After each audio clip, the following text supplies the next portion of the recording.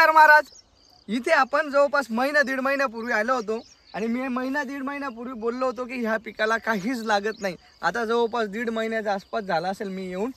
इथे काहीच नाही महाराज. फक्त ना थोडं स्क्रोल करा तुम्ही, माझा व्हिडिओ दिसेल. एकदम छोटे छोटे वेल होते आणि महिनाभरात हा प्लॉट पूर्ण बघून घ्या तुम्ही, फिरून दाखवा, पूर्ण बघून घ्या महाराज. आणि तुम्ही म्हणाल याला काय दिलंय, असं किती फवारण्या केल्या? काहीच नाही महाराज. तेव्हा एकदा आलो होतो, आळीसाठी एक फवारणी घेतली, त्याच्यानंतर ना कुठलं ड्रिपनं मटेरियल दिलंय का काही दिलंय? तुम्हाला फक्त मेन जे इथे ते म्हणजे ते ग्लास, म्हणजे ते फळमाशीचे, आणि ते लावताना महाराज पाटील बायोटेकचे लावा, एकदम बेस्ट आहेत. पण इथे काय झालं, आता पाऊस पडून गेलाय आणि हे ग्लास जे आहेत ना याच्यामध्ये गेलेत ह्या पानांच्या खाली, त्याच्यामुळे हे होत नाही आहेत. तर आपल्याला अजून नवीन ग्लास लावावा लागेल. हा एवढा खर्च वाढेल. तुम्हाला फळ दाखवतो महाराज, लावण्याचा प्रयत्न करा. एका एका ठिकाणी दोन दोन फळ पडले. आता हे फळ बघा, आता एवढं फळ झालंय राजे होय.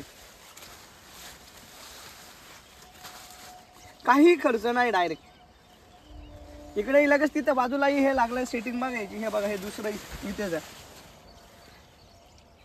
अशा फळं आहेत, छोटे छोटे फळं इथे लागत आहेत. हे बघा, हे तिसरं इथे हे छोटं फळ, हे बघा. आता इथे काय होतंय, हे छोटा फळाला बघा इथे माशीने मारून दिलेलं आहे लगेच लहानपणीच. का की थोडे मक्षकारीचे जे ट्रॅप आहेत, म्हणजे जे फळमाशी ट्रॅप आहेत, थोडे कमी पडत आहेत. अजून इथे जवळपास 50 ट्रॅप आम्हाला लावा लागतील. एक एकरही वावर नाही महाराज हे. पहिलेही आम्ही 40-50 लावली, आता ही 40-50 लावू. म्हणजे जो खर्च जो मेन आहे तो खर्च याला करणं गरजेचं आहे, तो म्हणजे ट्रॅपचा. बाकी इथे काही गरज नाही. जमिनीमध्येही एवढी ताकद आहे की ते, आणि ह्या पिकालाही ती सवय आहे की याला काही न देता ते बिचारा, जसं गरीबाचं पोरगं वाढतं ना तसं हे पुढे पुढे जातो. मला एकदम ग्रीनरी वगैरे सेटिंग वगैरे जबरदस्त आहे. तर आजसाठी